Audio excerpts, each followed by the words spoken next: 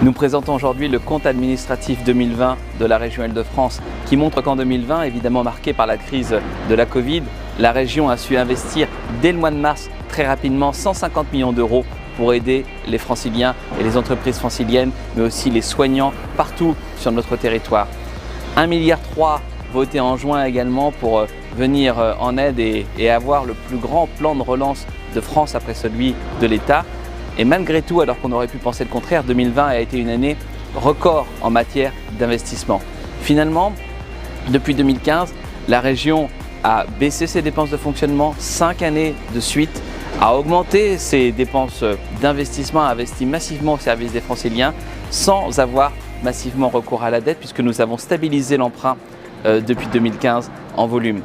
Alors dans ces conditions, évidemment, nous abordons sereinement le budget supplémentaire 2021, le premier acte financier de la mandature, un budget très politique puisque finalement, il met en œuvre 80% des engagements de campagne de Valérie Pécresse et de tous ceux qui l'entourent. 80% de ces engagements mis en place immédiatement avec les 483 millions d'euros d'excédent de l'année 2020 que nous utilisons immédiatement et puis également